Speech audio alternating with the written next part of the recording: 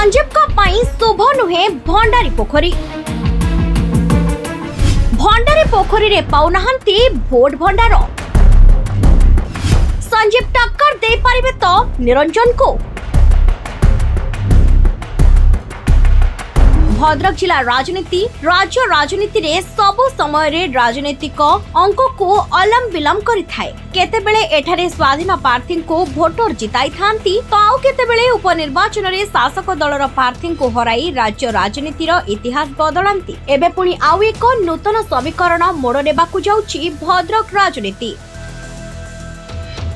भद्रक निर्वाचन मंडलीर विधायक संजीव मल्लिक को दल एथर भंडारी पोखरी रे प्रार्थी करिछि, जहां एबे संजीव को पई सेतेटा शुभंकर हेला भली काहे नजर को आसुनी। प्रथम कथा हेला संजीव को जन्म धामनगर निर्वाचन मंडली रे। तांको परिवार राजनीतिक एंतुड़ीशाल धामनगर निर्वाचन मंडली को ही बुझाए, किंतु से व्यवसायिक एवं पाठ पढ़ा भद्रक कॉलेज रे हेबा सहित निजे बसवास करंती भद्रक निर्वाचन मंडली रे। सेथिपाई गत निर्वाचन रे जहा हेउ अल्प किछि दिन पूर्वरु शासक दलरु भद्रक टिकेट पाई जीति गले।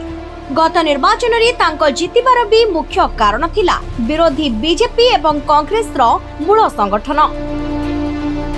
गत थर जे बीजेपी टिकेट रु निर्वाचन लढिथिले तांकर सांगठनिक दक्षता कथा तो न कहिबा भलो। आमे से दिगो को जाउनु जहा जेमिति हेउ भद्रक रे निजे जीति गले। स्मार्ट भद्रक गढ़िबा कथा कही भद्रकवासी को 5 वर्ष लॉलीपॉप मध्य धराइले। एबे भंडारी पोखरी रे लोकन को नुआ विकास रो स्वप्न देखाउथिबा संजीव मल्लिक एबे पड़िछंती हरड घणारी।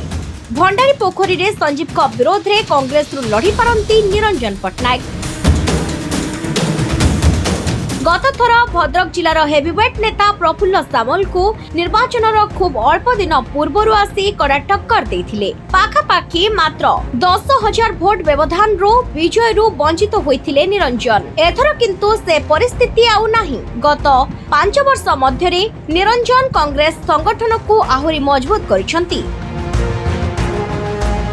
अपर पक्षरे शासक दलरु भंडारी पोखरी पाई प्रार्थी होइथिबा संजीव मल्लिक को अभिज्ञता निरंजनक बहु कम, जहाकि तांको भंडारी पोखरी बैकफुट को ठेलुछि। पूर्वरु भंडारी पोखरी रे निरंजन निजर भोट रो भंडार बनाई सारिथिबा बेले एबे संजीव भंडारी पोखरी रे भोट भंडार खोजुछंती। तेबे सब भितरे आगामी निर्वाचन रे भंडारी पोखरी भोट भंडार कहा पाई खोला हेउछि एवं लोके कहा कथा को बेसी ग्रहण करूछंती ताकू ही अपेक्षा।